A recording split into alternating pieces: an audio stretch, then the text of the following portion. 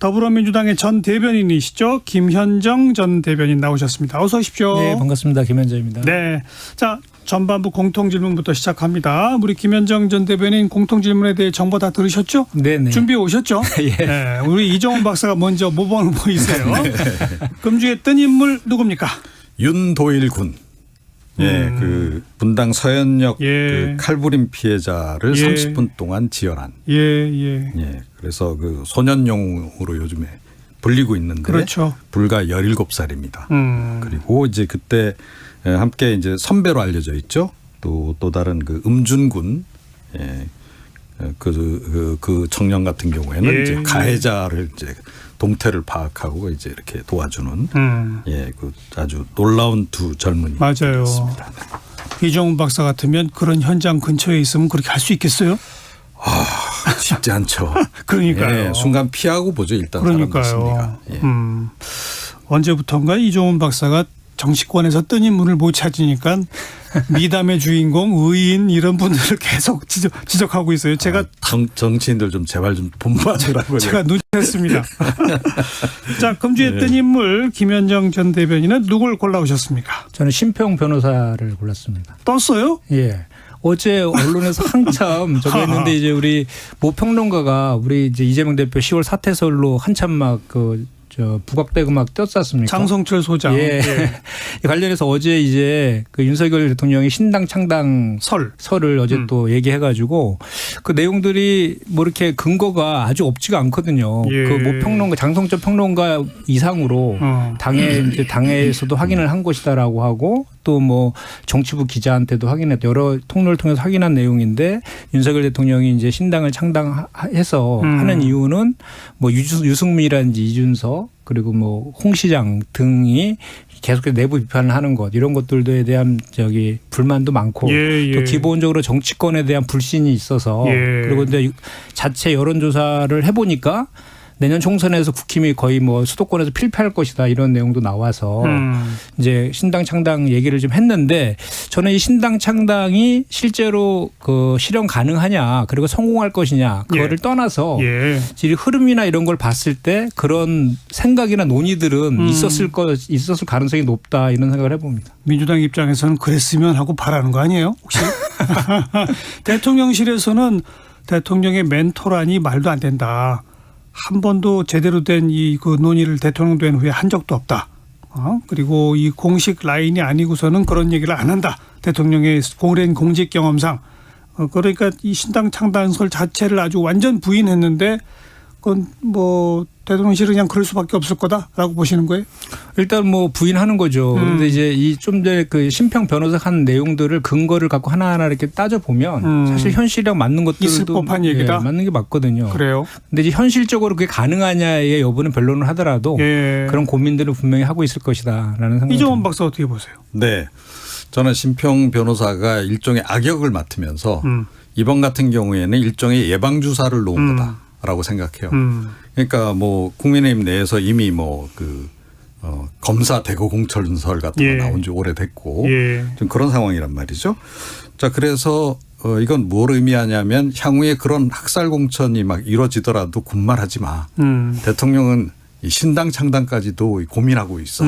이 얘기를 지금 하는 것과 동시에 실제로는 거의 신당 창당으로 갈 가능성이 있다라고 봐요. 그게 그래요? 이제 국민의힘 공천을 그렇게 대거 물갈이를 하고 그래서 이제 순도 100% 윤석열 당으로 만드는 거죠.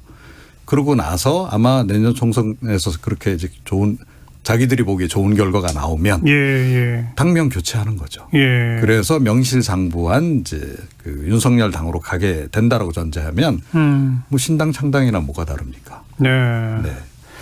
그 두 분 다 상당히 그 국민의힘 현재 상황으로 봐서는 있을 법한 얘기다라고 판단하시는 거네요. 네, 그래서 근데 그렇게 심평 변호사가 전혀 근거 없이 이런 얘기 전 하지 않았다라고 생각합니다. 그런데 지금 이제 심평 변호사가 이런 주장을 한 배경이 되는 거는 최근에 여론조사를 해봤더니 수도권에서 국민의힘이 폭망하더라, 뭐 이거 아닙니까? 네. 그러면 이른바 윤석열식 신당 내지는 윤석열식 대거 공천 교체하면 수도권에서 이깁니까? 사실은 그게 이제 그 모순된 이제 그런 글쎄요. 그 전제를 지금 깔고 있는 거죠. 사실은 지금 국민의힘의 정당 지지율이 낮게 나오는 것도 따지고 보면 윤석열 대통령 정당에 대한 지지율하고 이게 연동이 돼서 그런 거거든요. 그러니까요. 그런 상태에서 이제 그런 발상을 한다는 게 좀 말이 안 되는데, 그러니까 그렇게 명분을 갖다 붙여서 이제 향후에 그렇게 가기 위한 그런 수단으로 이걸 좀 활용하는 이제 그런 얘기인 거죠. 예.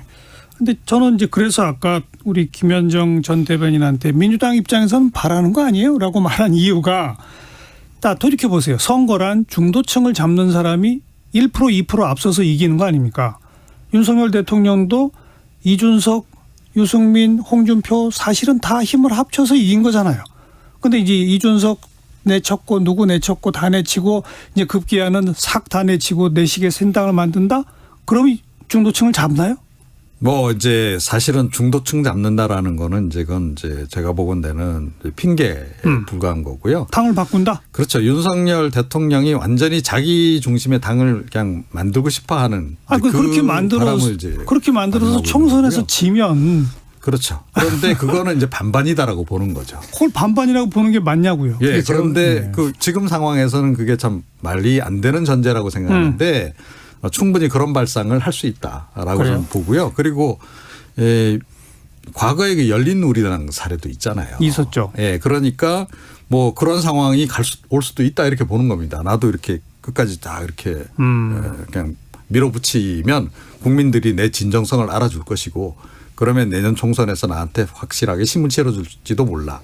이게 윤석열 대통령의 생각이 아닐까 저는 그렇게 생각합니다. 근데 사실 이 총선이나 대선 같은 데 보면은 이제 여기 스윙보터라고 하는 중도층의 표심을 잡아야 이긴다는 얘기를 하지만 그 이전에 자기 지지층 있지 않습니까? 지지층이 선거에 많이 참여해서 일단 지지층을 최대한 확보한 상태에서의 스윙보터의 중도층을 흡수해야지 이기는 거거든요. 물론이죠, 그거야. 근데 이제 그 윤석열 대통령하고 국민의힘 국민의힘은 이번 총선에 대해서 그 본인들의 총선 전략을 이재명 우리 대표를 비롯한 우리 민주당의 사법 리스크 를 공략하고 또 이제 북한과 관련된 안보 이기 계속 증폭시키고 또 노조라든지 시민단체 이렇게 보수층을 결집하는 그 계층들을 공격하는 그 전략을 저는 쓸 거라고 보고 그렇게 되면은 이 총선에서 이길 수 있다라고 생각하고 있는 것 같아요. 그런 과정 속에 자연스럽게 뭐 검찰 출신이든 또는 윤석열 대통령과 가까운 그런 사람들을 공천해서 거의 윤석열 당으로 이제 만들려고 하는 그런 생각들이 깔려 있는 것 같은데. 알겠어요. 그게 과연 성공할지는. 네, 미지수입니다. 네.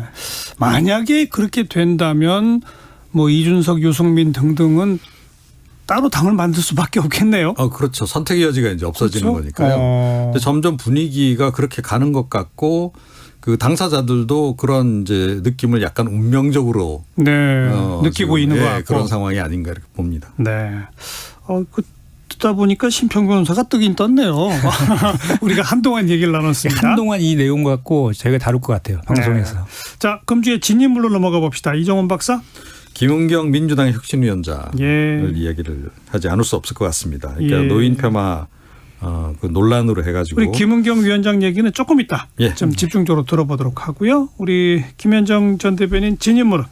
저는 김현숙 여가부 장관 것 같습니다. 뭐 지금 다들 아시겠지만 새만금 잼벌리 대회가 그 중단 위기에 지금 들어왔는데 이 조직위원장이 이제 5명이 가지고 공동위원장이 있는데 그 중에 이제 주도적으로 이제 여가부 장관이 이제 청소년을 담당하는 부처여서 작년부터 준비해 왔는데 작년만 해도 윤석열 정부에서 이걸 범정부 차원의 행사라고 대대적으로 홍보를 했거든요. 그런데 작년 국감에서 그 이제 새만금을 지역구로 둔 우리 그 민주당 의원이 이 폭우라든지 폭염이라든지 해충이라든지 배수라든지 관련된 문제 제기들을 많이 했었어요. 우려 사항들을. 그랬을 때 김현숙 장관이 다 문제 없다, 다 준비되고 있다 이렇게 얘기했거든요. 자, 그 얘기도 우리 좀 이따가 집중적으로 나눠보도록 하고요. 뜬 인물, 진인물까지 들어봤고 진인물로 꼽힌 민주당의 김은경 혁신위원장 우리 이종훈 박사 아까 하시려던 말 마저 하시죠. 결국은 이제 사과까지 하지 않을 수 없는 상황. 그러니까 그 중간에 유감 표명을 했지만 그거과 관련해서도 또 논란이 더 거세지지 않았습니까? 왜 사과를 제대로 안 하느냐. 진정성이 없다. 그래서 이제 몰리고 해서 결국은 이제 사과 발언까지 내놨는데 그런데 그 바람에 지금 이 민주당의 혁신위원회의 정당성조차도 상당히 훼손이 지금 되면서 지금 이 활동 기간까지 지금 단축해야 되는 그런 운명으로 몰리고 있다. 이렇게 생각합니다. 그래서 이게 비단 뭐 그 김 위원장 개인의 일을 지금 넘어서 민주당 자체를 조금 좀 오히려 위태롭게까지 그렇죠. 만드는 그런 변수로 작동하고 있다. 이렇게 생각합니다. 네. 김현정 대변인. 뭐 좀 김은경 혁신위원장이 사실 이제 정치적 그 합법 이런 데 좀 익숙치 않은 데서 또 기인한 측면도 좀 있는데 사실 전후 맥락을 쭉 따져 보면은 뭐 중학생 아들과의 대화에서 여명 비례 투표와 관련된 의견에 대해서 민주주의 국가에서는 1인 1표상 가능하지 않다라는 것까지 이제 분명하게 얘기는 했는데 그럼에도 불구하고 청년 투표와 정치 참여를 독려하기 위한 취지라고 했으면 그 앞에 그 얘기만 하면 될 것을 굳이 안 해도 돼. 그러니까 어르신과 관련된 발언들을 해서 이제 논란이 좀 이렇게 생긴 것인데 어쨌든 그거에 대해서 본인이 직접 이제 사과를 하고 그 노인회도 찾아가서 이렇게 직접적으로 사과를 했기 때문에 그거에 대해서 좀 더 뭐 국민의힘에서도 너무 이거를 정치적 이득만 좀 계산하지 말고 갈라치기 이제 그만하고 좀 이렇게 마무리 좀 했으면 좋겠다는 바람입니다. 네. 근데 뭐 과거 그 민주당 쪽에서 정동영 전 대표가 이 노인들이 투표장에 안 오면 좋다 이런 식의 발언 그런 게 훨씬 더 노골적이고 셌던 발언들 아닌가요? 그런 걸 막 다 소환하더라고요. 그런데 이제 바로 이번에 이제 김 위원장 발언 나오고 나면서 연상 효과가 바로 이제 정동영 전 의장으로 이제 가는 거 아니겠습니까? 그래서 이 당에서는 이거 뭐 한두 번이 아니고 이게 습관성으로 이게 나온다. 그래서 이거를 이제 상당히 심각하게 이제 본 거고. 또 무슨 사례가 있었죠? 노인분들 투표일 날 여행 가도록 보내드렸다 그런 기사 한번 나오니까 그걸 누가 좋아요 했던 게 또 누구였죠? 조국 전 뭐 그런 것도 있고요. 예. 뭐 이제 그런 것들이 이제 쌓여 있다 보니까 이제 이번 건 같은 경우에 여당 입장에서는 굉장히 공격하기 좋은 그런 이제 거리가 이제 돼버린 그런 거고 민주당으로서는 그걸 또 피해가기도 좀 어려운 그런 상황이 돼버린 거 아닌가 이렇게 생각합니다. 민주당 입장에서는 좀 억울한 게 지금 뭐 양평 고속도로 문제도 있고 그러니까요. 오송 지하차도 그 참사 문제도 있고 뭐 정말 많은데 상당히 많은 그런 이슈들 다 이거로 다 지금 다 묻힌 것 같아가지고 또 이동관 저기 방통위원장 내정 관련된 문제도 있고 여러 가지 이슈들이 많은데 이 문제 다 묻히는 것 같아서 좀 아쉬운 측면이 있긴 합니다. 네. 급기야는 이제 혁신위 폐지론까지 등장을 하고 그게 좀 있으면 공천 룰 관련된 혁신안을 발표할 거다라고 했는데 가뜩이나 지금 공천 룰 발표하면은 당내가 시끌시끌할 텐데 이런 그 자충수를 둔 위원장의 그 혁신안이 과연 받아들여지겠느냐는 얘기도 나오고 당내 분위기가 어떻습니까? 일단은 그거에 대해서 의견이 좀 분분한 건 분명한 사실인데요. 지금 8월 말까지 지금 활동 기간이 대체적으로 8월 말까지라고 지금 하고 있는데 공천 룰과 관련 사실은 이제 이게 그 돈봉투 사건하고 코인 사건 이후에 당내 도덕성 문제가 불거지면서 혁신위가 이제 출범한 거잖아요.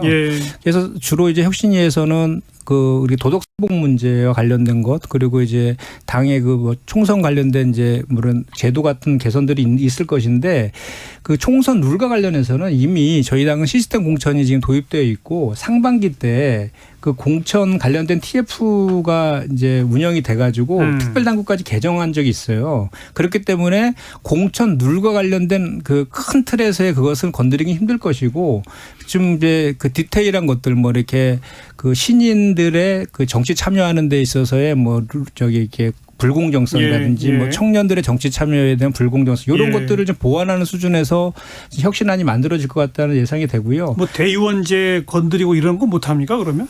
그게 핵심이라고 하던데. 그게 지금 이제 사실 저희 당 내에서 혁신위원회가 장경태 혁신위원회가 있었잖아요. 있었죠. 그 혁신위에서 오랜 기간 동안 활동하면서 한 46가지 정도의 혁신안을 도출했고 그거를 지금 김은경 혁신위에다 전달했거든요. 거기 안에 보면 사실 그 모든 내용들 지금 말씀하신 대의 대의원제라든지 중앙위의 컷오프 제도라든지 이런 것들에 대한 내용들 다 망라되어 있는데 과연 지금 김은경 혁신위에서 어디까지를 이렇게 발표를 할 것인지에 대한 고민들도 좀 있을 겁니다. 왜냐하면 그 대의원제 제도와 관련해서도 당내에서는 또 비명이나 소위 말하는 비명계 의원들은 그게 지금 현재 총선을 앞두고 할 급한 혁신 아니냐 이런 또 의견들도 있기 때문에 지금 또 혁신도 중요하지만 당의 이제 통합도 중요하기 때문에 그런 것들도 좀 감안한 그 발표가 있지 않을까 저는 이렇게 예상해 봅니다. 혁신이 활동 잘할 수 있겠어요? 뭐 지금 상당히 많이 훼손이 된 그런 그 상황이 돼버렸죠. 결과적으로. 이미 기가 확 꺾였죠. 예. 그래서 지금 뭐 들리는 얘기가 활동도 워낙은 9월까지 이렇게 연장해서 하려다가 이제 뭐 8월 중으로 다 끝낸다. 그리고 8월 아마 다음 주 초부 정도부터 혁신안을 단계적으로 발표한다 그래요. 네. 그래서 뭐 미래 비전, 그다음에 뭐 정책 부분, 그리고 이제 정당 개혁 부분 이렇게 세 부분에 대해서 얘기를 한다고 하고 그 과정에 이제 공천 관련한 내용도 나오고 뭐 지금 조금 전에 말씀하신 대의원제 포함한 이제 그런 이제 정당 개혁 부분도 포함이 돼 있다고는 해요. 예. 그런데 아무래도 이제 가장 뜨거운 거는 공천 그렇죠. 그 룰 부분이 아닐까 이렇게 좀 생각이 들고 이게 사실은 애초부터 혁신위에서 뭐 이 공천 관련한 부분까지 다루느냐라는 지적이 있었거든요. 있었죠. 예, 그런 상태에서 그와 관련해서 이제 어떤 형태로든 안을 내놓는다라고 했을 때 과연 비명계들이 가만히 있겠는가 하는 거고 전 당연히 반발이 꽤 클 거다라고 생각해요. 그런데 이게 전체적으로 보면 이번 이제 위원회 자체를 이제 친명위원회다라고 비명계 쪽에서는 이미 정의를 내리기도 했지만 이재명 대표의 향후 행보하고 연관지어서 혁신안이 나올 가능성이 현재로서는 높지 않나. 제 개인적인 판단은 그렇습니다. 네. 그래서 이제 공천 관련해서도 알겠어요. 대규모 물갈이 관련한 내용들이 많을 것이고 예, 뭐 그런 인재 영입 부분도 이재명 대표가 좀 주관하는 형태로 전개될 가능성이 크다. 이렇게 생각합니다. 자, 이런 구설 논란에도 불구하고 획기적인 대폭 개편의 혁신안이 나올지부터 일단 지켜볼 대목이긴 하네요. 후반부 공통질문입니다. 이번 주에 가장 핫했던 말 한마디, 누구의 입에서 나온 어떤 말, 이종훈 박사. 네, 저는 그 여명선 전북도 의원의 발언, 대한민국 청소년들이 귀하게 자라 불평불만이 많다. 이번 그 잼버리 행사 관련해 가지고 이제 논란이 많이 되니까 이런 발언을 좀 내놨는데요. 지금 굉장히 지금 뭐 비판을 많이 받고 있죠. 결국 사과까지 하긴 했는데 그럼에도 불구하고 굉장히 부적절한 발언을 해서 논란입니다. 김현정 전 대변인. 저는 이동관 방통위원장의 공산당 기간지 발언입니다. 지금 아직 후보자 신분임에도 불구하고 과거에 이제 본인이 MB 정부 시절에 가장 그 언론에 대한 그 검열이나 탄압을 주도했던 사람으로 방송장악 기술자라는 그런 표현까지 지금 하고 있는 그런 사람이 이런 비판적 보도에 대한 검열 의도를 노골화 했다. 후보임에도 불구하고 지금 단계는 본인에게 제기된 각종 의혹들, 언론 장악이라든지 또는 자녀 학폭이라든지 또는 인사청탁이라든지 또 새롭게 불거진 부동산 투기 의혹 등등에 대해서 소명할 그럴 내용인데 지금 오히려 뭐 본인이 벌써부터 언론 장악 프로세스를 가동하는 듯한 그런 점령군 행사를 하고 있어서 지금 언론계에서도 대단한 큰 지탄을 지금 받고 있는 그런 공산당 기관지가 뭐 어떻다는 거예요? 주장을 담으면 공산당 기관이다 그런 거죠?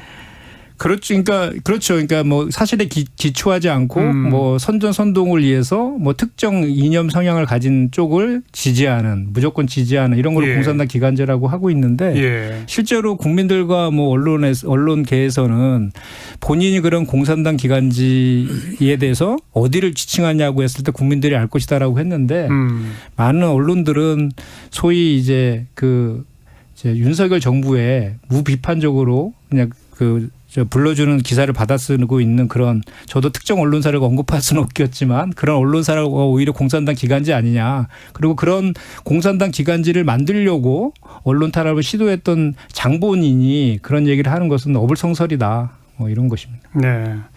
우리나라는 기본적으로 이렇게 국민들한테서 저 언론은 중도 언론이야라고 평가받는 언론이 있어요? 뭐 조금씩 시대에 따라서 오히려 좀 바뀌는 것 같아요. 그런데 보면 이제 뭐 그 시기에 따라서 진보 정권 시기에 그래도 조금 중립적이다라고 평가받는 방송사 뭐 언론사들이 있고 또 보수 정권 때 그렇게 평가받는 곳들이 있고 그런데 많지는 않습니다. 그러니까 대부분의 우리나라 언론은 저건 보수 언론, 저건 진보 언론 이렇게 딱 찍을 수 있는 그 말은 뭐냐면 독자들이나 또 저 시청자, 청취자들이 딱 보기에도 저긴 팩트보다 자기 주장이 너무 강해 이렇게 느끼는 거 아니에요? 우리나라 그렇죠. 대부분의 언론이. 그렇죠. 그리고 방송법 뭐 4조에도 보면 방송 편성권과 관련된 것은 다 방송사에 권한이 있는 거잖아요. 방통위원장은 오히려 그런 방송의 독립성이나 공정성을 담보해 줘야 되는 역할을 해야 되는데 그런 주관적인 기준을 가지고 그런 거를 재단하고 이런 것은 정말 부적절한 그런 태도라고 볼 수밖에 없죠. 그런데 사실은 저는 뭐 역대 정권이 다 그래서 저처럼 중립적인 예. 입장에 있는 사람으로서는 늘 불만이거든요. 왜 이렇게 똑같이 되풀이할까? 네, 하는 거예요. 특히 공영방송이 이제 문제인데 예. 정권이 바뀌면 공영방송 뭐 대표부터 시작해서 이사진 바뀌고 하면서 또 논조가 또 바뀌고 친정부적으로 바뀌고 그러면서 또 대외적으로는 또 공영방송이 꼭 필요하다. 뭐 영국의 BBC 예, 같은 예. 얘기 또 뭐 늘 또 인용하고 그런 식으로 하는 거 좀 그만했으면 좋겠는데 저는 사실은 윤석열 정권에서는 그런 모습 더 이상 안 보길 원했거든요. 그런데 역시 좀 재현되는 것 같아서 굉장히 안타깝습니다. 네. 그래도 오래 참았죠. 그렇지 않습니까? 정부 출범하고 꽤 오래 참더니 이제 오래 참았다기보다는 사실은 한상혁 방통위원장을 그 해임시키면서부터 이제 본격화되는 것 같아요. KBS 이사, KBS 이사장, MBC 박문진 이사, 박문진 이사장 차곡차곡 지금 진도가 나가는 것 같지 않습니까? 그렇죠. 그런데 원래 이제 임기 초반부터 다들 이제 그만두기를 바랐을 텐데 그게 이제 여의치 않으니까 뭐 감사라든가 보통 이제 정권들이 쓰는 방법이 그거 아닙니까? 예. 이제 그렇게 해서 압박을 해서 이제 조기에 그만두도록. 그런데 이번 정권 같은 경우에 제가 보니까 그게 생각보다 원활하지 않았던 거예요. 임기 그게 초반에. 네. 과거 이명박 정부 때 그다음 문재인 정부 때 그런 방식으로 몰아냈던 분들이 해임 무효 소송을 해서 다 이겼거든요. 그러니까요. 그러니까 소송 걸리면 우리가 질 텐데 싶으니까 못하고 있다가 이제는 소송 해볼 만해 뭐 이래서 하는 거 아닐까요? 그리고 임기가 이제 좀 거의 다 돼 가기도 하고 이제 그런 거죠. 예. 네. 하여간에 뭐 그런 것들을 떠올리게 하는 발언, 공산당 기관지 발언까지 들어봤고 방금 그 전라북도 도의원 귀하계자라 뭐 우리 청소년들이 불평불만이 많다. 정말 말도 안 되는 이야기고 저는 이번 뉴스를 접하면서 일각에서 이건 문재인 정부 때 더 오래 준비했으니라고 하면서 책임을 그쪽에 좀 떠넘기는 듯한 발언. 또 반대로 일부 언론에서는 지금 민주당이 공동위원장 가운데 한 사람을 맡고 있고 이 행사 주체가 전라북도 민주당 도지사가 있고 그래서 민주당이 세게 정부 비판을 못한다더라 뭐 이런 식의 보도를 하고 도대체 이게 제정신입니까? 정치나 언론이? 지금 전 세계 청소년 4만 5만 명을 데려다 놓고 그 떼약볕에 준비가 부족해서 문제가 터졌으면 당장 현장부터 뛰어내려가서 어떻게 고칠 생각을 해야지 이게 나올 얘기입니까? 이게 여기서 전 정권 탓을 하고 여기서 공동위원장이니 비판 못한다고 이 말이 되는 소리입니까? 저는 이번 사건을 통해서 우리 정치권이 그대로 민낯을 드러내고 있다고 저는 생각해요. 네. 그러니까 사실은 여야 모두 지금 제가 보건대는 책임이 있거든요. 역대 정권 또 다 책임이 있고 그런 상태에서 지금 서로 책임을 이렇게 떠넘기기만 지금 열중을 하고 있다는 거예요. 그래서 이게 우리 정치권이 정말로 이제는 뭐 갈 때까지 갔구나 할 정도의 느낌을 받을 정도로 너무 무책임의 극치를 지금 보여주고 있는 그런 그 상황이 아닌가 생각합니다. 근데 민주당이 정부 여당에 책임 떠넘긴 적 없고요. 최근에 보면 항상 그 사건이 나면 윤석열 정부는 첫 번째로 하는 일이 희생양을 먼저 찾으려고 하는 것 같아요. 본인의 이제 그 책임을 이제 모면하기 위해서 철근 없는 그 아파트 건도 마찬가지고 그것도 실제로 사실관계를 확인해 보면 문재인 정부 탓이 아닌 게 이제 확인이 되는데도 그냥 그렇게 일단 저 이권 카르텔 던지면서 문재인 정부 탓이라고 하고 있는데 이번 건도 마찬가지로 사건이 났으면 원인 규명하고 대책 마련을 먼저 좀 해야 되는 것인데 가장 먼저 제일 먼저 한 얘기가 문재인 정부 탓을 먼저 했단 말이죠. 근데 실제로 보면 이 그 잼버리 이 준비는 2014년 박근혜 정부에서 시작을 했고 내부 국내에서 지역 그 경쟁을 통해 갖고 새만금이 선정이 된 걸 가지고 그 새만금을 가지고 문재인 정부 때 이제 유치 경쟁에서 유치된 것이잖아요. 유치한 게 잘못이라고 하면 그건 말이 안 되는 거잖아요. 그리고 작년에 윤석열 정부 들어서 이 새만금 잼버리 행사를 범국가 행사라고 하면서 대대적으로 홍보한 적도 있거든요. 그럼에도 불구하고 아까도 제가 서두에 말씀드렸지만 그 국정감사에서 그 새만금을 지역구로 둔 민주당 의원이 이게 폭우나 폭염이나 해충이나 등등에 대해서 지금 준비를 잘해야 되고 지금 부족한 게 많다라고 했을 때 그 김현수 여가부 장관이 문제 없다고 막 그랬거든요. 그리고 전북도지사도 지금 날씨 때문에 좀 이게 연기를 좀 했으면 좋겠다라고 제안한 것도 묵살했고요. 예산도 90몇 억이 필요하다고 했는데 20억밖에 지원을 안 해줬거든요. 그래서 제대로 된 지원이 안 됐는데 윤석열 대통령은 작년 3월 스카우트 연맹 행사에 가서 아낌없이 지원하겠다고 하면서 막 명예총재로 등극하고 이렇게 하셨잖아요. 그런데 실제로는 그런 지원들이 안 된 거예요. 그러면 안 됐으면 그 안 된 거에 대한 그 원인 규명을 빨리 하고 이제 대처해야 되는데 얼마 이제 엊그저께 그나마 다행인 게 정부에서 총리가 이제 69억 지원하기로 했지 않습니까? 그때 처음에 올해 5월 달에 90억 지원을 요청했을 때 20억 말고 90억을 다 해줬으면 지금 이런 문제가 발생하지 않고 다 예방이 됐을 것인데 사후 약방물이 이렇게 되는 것이 반복되고 있다는 게 문제인 거죠. 뭐 거슬러 올라가서 뭐 오랜 이야기를 할 4차원이 아니라 당장 이 개막하기 한 일주일 전에 상식을 가진 사람이라면 날씨가 그렇다는데 저 장소에 이거 가지고 될까라는 의문을 당연히 가졌어야 되는 거 아닌가요? 그러니까 장소가 좀 부적절하다라는 지적은 나온 지가 몇 년 됐어요. 사실. 그러니까 계절과 연관해서 따져봐야죠. 그러니까 그거는. 그리고 이제 뭐 여름철만 특히 되면 이제 폭우 비 내리면 배수가 잘 안 된다라고 하는 것도 벌써 뭐 몇 해 전부터 확인이 됐던 그런 그 상황이기도 하고 그런데 사실은 이제 새만금으로 결정되게 된 데는 무엇보다 이제 가장 적극적이었던 게 호남 정치권이었다는 거 우리가 다 알고 있는 사실 아닙니까? 그리고 새만금으로 어찌됐건 좀 띄우겠다라는 그런 의지가 굉장히 강하다 보니까 그런 식으로 이제 진행이 됐던 거고 그리고 이제 그래서 그 유치 단계 결정 단계에서의 문제점부터 시작해서 그 이후에 지금 이제 거기가 결정되고 난 이후에 그러면 어떻게 대응하느냐까지 이제 포함해서 얘기하면 그러니까 전현 정권 다 책임이 있다라는 얘기를 제가 좀 드리고 싶은 거고요. 윤석열 정권 잘못했죠, 확실히. 그러니까 불과 1년 전 사실은 지난해 8월 달에도 거기 폭우 와가지고 물이 질퍽질퍽하고 그런 상황이 실제로 벌어졌었고 그때부터 이게 좀 문제 있는 거 아니냐. 대책 빨리 마련해야 된다라는 얘기가 나왔었는데 그 이후에 대응을 잘못한 부분은 분명히 현 정권에서 잘못한 게 좀 맞다라고 저는 생각을 해요.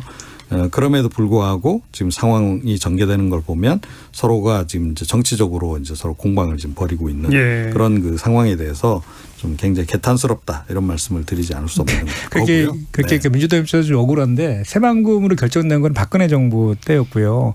아까도 이제 말씀드렸지만 정부 여당에서 민주당 그러니까 이제 문재인 전 정부 탓이라고 이렇게 공세를 하니까 우리는 그거에 대해서 그게 아니다라고 설명하고 있는 것이지 우리가 정부 여당 탓이라고 한 적이 없잖아요. 그러니까 이거 원인을 빨리 규명해서 빨리 수습하고 이게 지금 11월 달에 있는 부산 엑스포 유치와도 대단히 연관되어 있어서 되게 중요한 행사거든요. 그런데 지금 세계 스카우트 연맹에서 오늘 중단 요구를 했다는 것 아닙니까?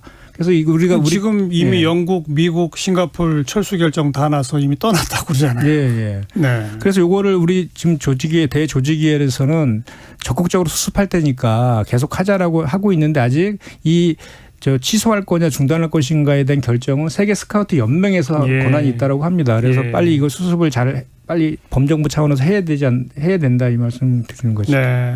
아무튼 뭐 저는 이제 두 분께서 잠깐 주고받으신 그런 그 이야기까지를 좀 포함해서 그래요. 뭐 장소가 새만금이 된 게 뭐 언제부터 또 어떤 의도 때문인지 다 논하고 따질 수 있습니다. 그럼 중요한 건 해당되는 기간에 해당되는 날씨와 해당되는 상황을 살피면 그 지역이 이미 결정이 됐으면 충분한 시설을 갖추면 또 가능하잖아요. 그런데 이제 그게 부족했다는 거죠. 네. 그 진행 과정에서 되돌릴 수 없으면 충분한 시설을 갖추든지 되돌릴 수 있으면 되돌리든지 이런 판단들이 적지 이루어졌어야 되는데 누가 봐도 상식적으로 봐도 이 정도 날씨에 저 정도 시설로는 안 될 텐데 저는 왜 이 판단을 못 했는지가 제일 궁금하다는 거예요. 그렇죠. 그래서 이제 그러니까 이걸 이제 1차적으로 그러면 윤석열 정권 책임이냐 아니면 전라북도가 1차 책임이냐 이게 또 논란인 거예요. 아니, 작년 국감에 그런 지적들을 다 했었다니까요. 아니 그러니까 이제 지적이 나왔는데 네. 그러니까 민주당 뭐 호남 쪽에 역시 영향력이 크니까 예. 전라북도 지사하고 잘 이야기를 해서 그러니까요. 그 지난해 보니까 이제 뭐 그 민주당 의원이 요청한 예산이 90몇 억 네. 요청을 하셨던데 그 정도 예산은 사실은 중앙정부 도움받지 않고 전라북도 차원에서도 충분히 전 조달 가능한 예. 금액이라고 보거든요.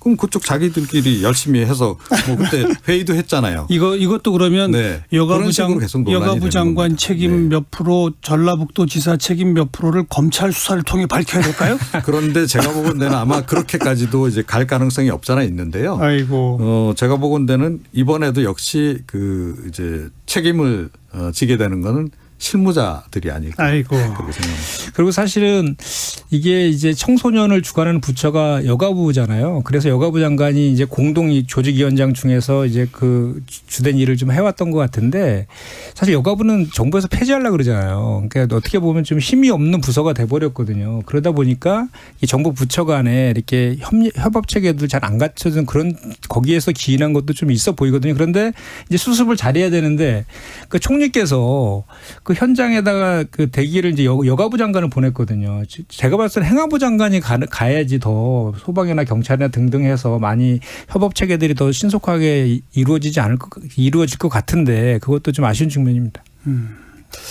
아무튼 뭐 오후 3시에 지금 현장에서 김현숙 장관이 브리핑을 한다니까 무슨 얘기가 나올지 이미 영국, 미국 어찌 보면 주력 부대가 떠나는 양상에 지속되기 쉽지 않을 것 같다는 생각이 지금 현재로서는 드는군요. 자, 윤관석 의원의 구속, 박영수 전 특검의 구속, 그리고 뭐 이재명 대표를 향한 검찰 소환 예보 통보, 뭐 우리 이제 이런 얘기 좀 나눠봅시다. 윤관석 의원 구속 어떻게 보십니까? 네, 이게 이제 한번 지난번에 이제 그 체포동의안 부결되고 예. 나서 이제 50일 만에 이제 결국 영장실질심사 거쳐서 이제 구속이 됐어요.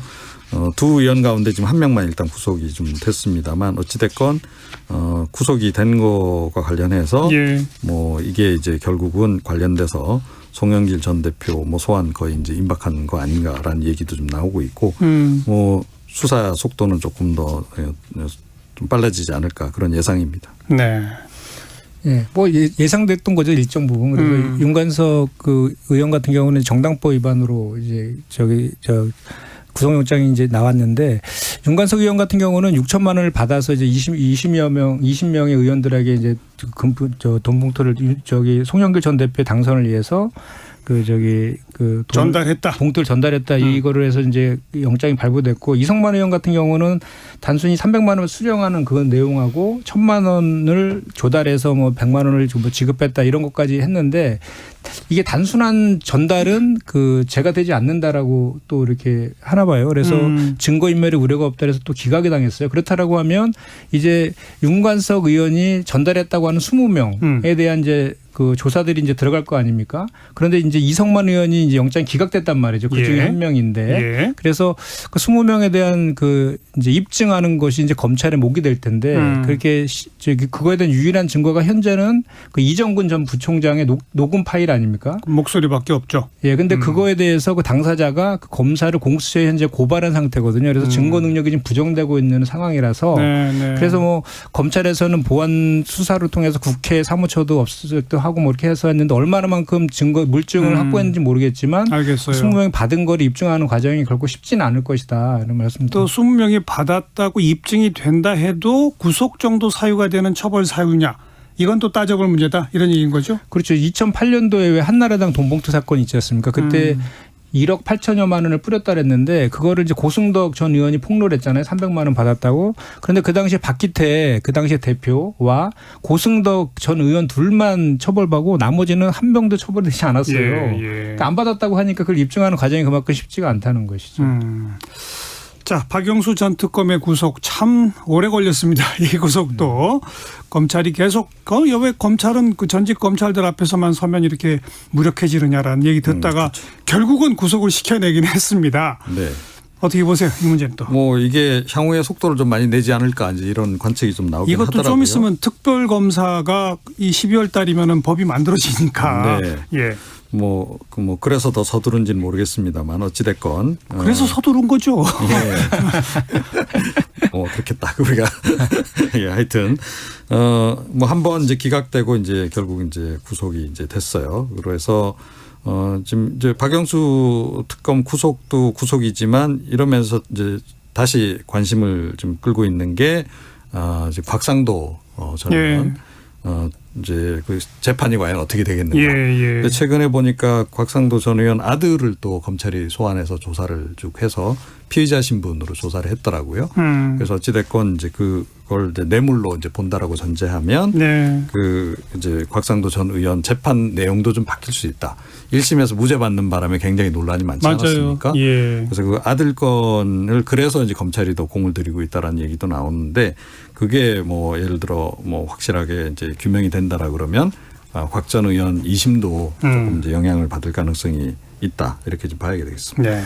그러니까 애당초에 이 대장동 사건 관련해서 검찰에서는 일관되게 한동훈 법무장관 누르고 지역 토착 비리다라고 해서 마치 이렇게 이재명 당시에 성남시장과 민간 그 토건업자들 간에 인허가 관련된 비리 이렇게 협소하게 이걸 몰고 가려고 했었거든요. 그러면서 그 50억 클럽과 관련된 그 실체가 이제 어느 정도 확인이 돼가지고 그때 대선 경선 과정에서 특검법 발의하자라고 먼저 주장했던 게 국민의힘 김기현 그 당시 원내대표였지 않습니까? 그런데 갑자기 50억 클럽 존재가 드러나면서 이제 다 철회하고 오히려 민주당에서 특검하자 이렇게 지금 되고 있는 그래서 이게 얼마 전에 3월 달에 이제 특검 법안이 이제 발의된 이런 이제 상황인데 이건 사실은 그 이제 인허가 관련된 지역 토착 비리를 넘어서 법조와 관련된 대단히 큰 그 민간 토건업자와 법조인들 간의 그런 그 결탁된 법조 카르텔이라고 보는 게 저는 좀 맞다고 보거든요. 그래서 이제 곽상도 전 의원하고 이제 박영수 특검까지 이제 구속이 됐잖아요. 그 나머지 이제 권순일 대법관이라든지 그리고 최재경 전 민정수석 그리고 김수남 전 검찰총장 그리고 홍승구 모닝투데이 대표 등에 대해서도 하나하나 이제 그 조사가 이루어져야 된다고 이루어져야 될 것이고요. 그걸 조사하다 보면 정말 이 대장동 사건의 시드머니가 됐던 부산저축은행 이제 부실 수사까지 거슬러 올라가면 윤석열 대통령까지 연관되는 거 아니겠습니까? 그래서 이런 거를 제대로 다 수사를 하는지를 저희가 지켜봐야 될 것이고 그렇게 제대로 수사하지 않으면